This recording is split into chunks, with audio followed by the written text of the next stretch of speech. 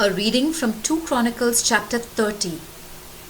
The people had not been able to celebrate the Passover festival at the proper time in the first month because not enough priests were ritually clean and not many people had assembled in Jerusalem. So King Hezekiah, his officials, and the people of Jerusalem agreed to celebrate it in the second month. And the king sent word to all the people of Israel and Judah. He took special care to send letters to the tribes of Ephraim and Manasseh, inviting them to come to the temple in Jerusalem to celebrate the Passover in honor of the Lord, the God of Israel. The king and the people were pleased with their plan, so they invited all the Israelites from Dan in the north to Beersheba in the south to come together in Jerusalem and celebrate the Passover according to the law in larger numbers than ever before. Messengers went out at the command of the king and his officials through all Judah and Israel with the following invitation. People of Israel, you have survived the Assyrian conquest of the land. Now return to the Lord, the God of Abraham, Isaac and Jacob, and he will return to you. Do not be like your ancestors and your Israelite relatives who were unfaithful to the Lord their God. As you can see, he punished them severely. Do not be stubborn as they were, but obey the Lord. Come to the temple in Jerusalem, which the Lord your God has made holy forever, and worship him, so that he will no longer be angry with you. If you return to the Lord, then those who have taken your relatives away as prisoners will take pity on them and let them come back home. The Lord your God is kind and merciful, and if you return to him, he will accept you. The messengers went to every city in the territory of the tribes of Ephraim and Manasseh, and as far north as the tribe of Zebulun. But the people laughed at them and made fun of them. Still, there were some from the tribes of Asher, Manasseh, and Zebulun who were willing to come to Jerusalem. God was also at work in Judah and united the people in their determination to obey his will by following the commands of the king and his officials. A great number of people gathered in Jerusalem in the second month to celebrate the festival of unleavened bread. They took all the altars that had been used in Jerusalem for offering sacrifices and burning incense and threw them into Kidron Valley. And on the 14th day of the month, they killed the lambs for the Passover sacrifice. The priests and Levites who were not ritually clean became so ashamed that they dedicated themselves to the Lord, and now they could sacrifice burnt offerings in the temple. They took their places in the temple according to the instructions in the law of Moses, the man of God. The Levites gave the blood of the sacrifices to the priests, who sprinkled it on the altar.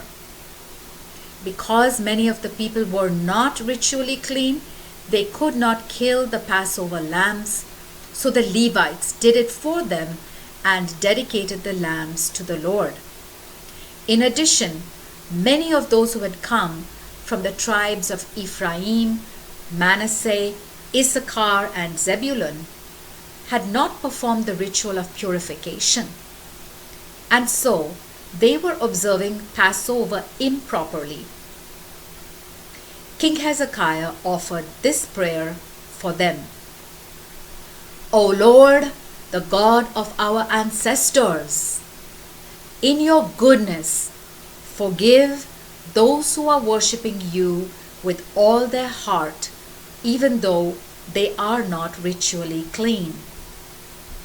The Lord answered Hezekiah's prayer. he forgave the people and did not harm them. For 7 days the people who had gathered in Jerusalem celebrated the festival of unleavened bread with great joy, and day after day the Levites and the priests praised the Lord with all their strength.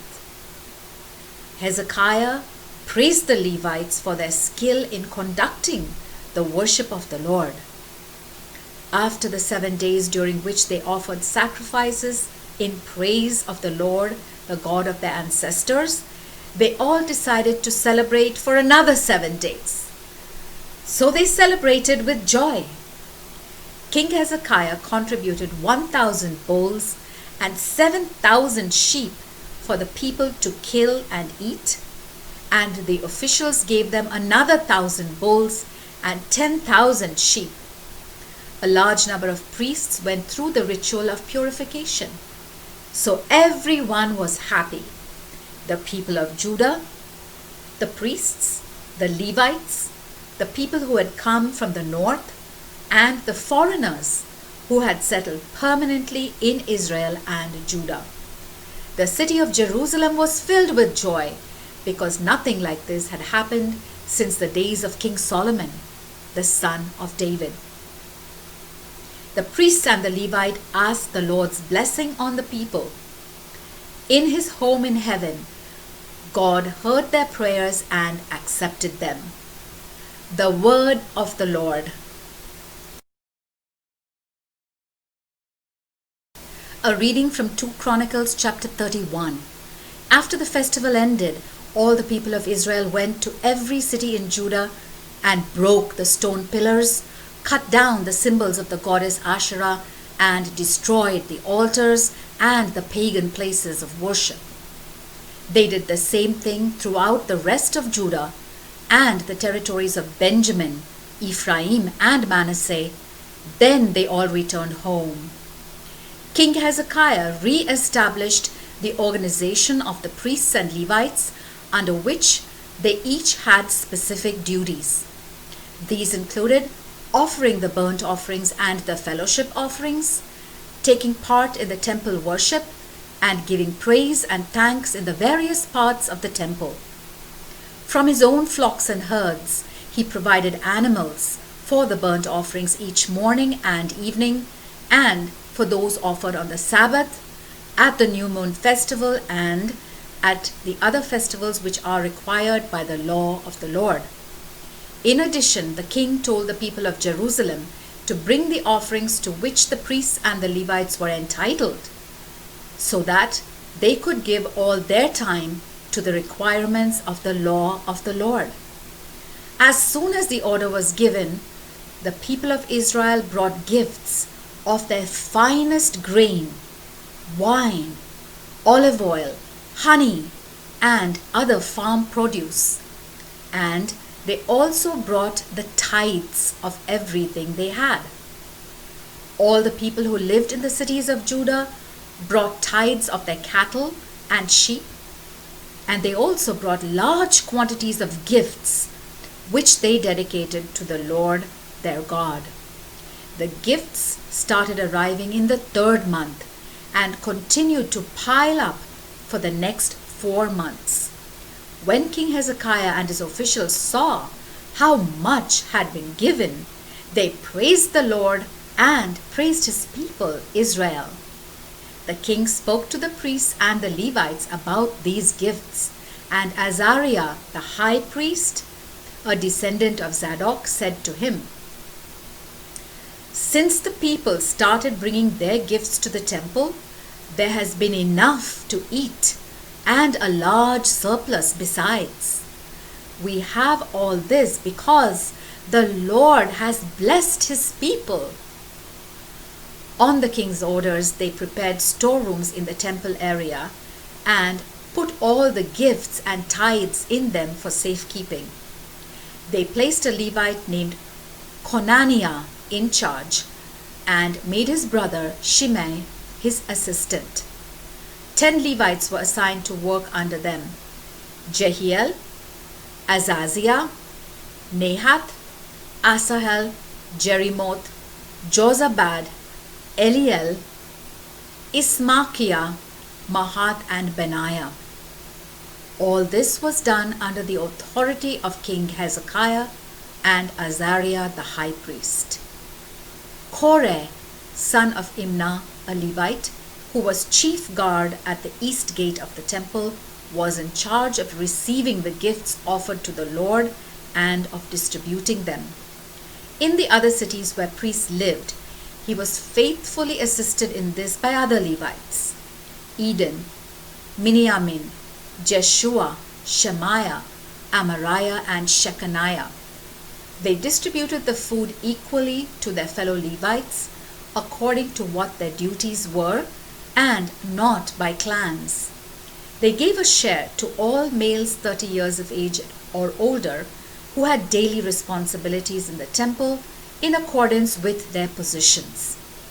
The priests were assigned their duties by clans, and the Levites, 20 years of age or older, were assigned theirs by work groups.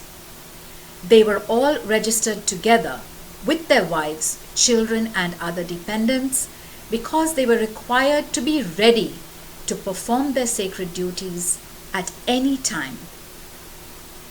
Among the priests who lived in the cities assigned to Aaron's descendants or in the pasture lands belonging to these cities, there were responsible men who distributed the food to all the males in the priestly families and to everyone who was on the rolls of the Levite clans. Throughout all Judah, King Hezekiah did what was right and what was pleasing to the Lord his God.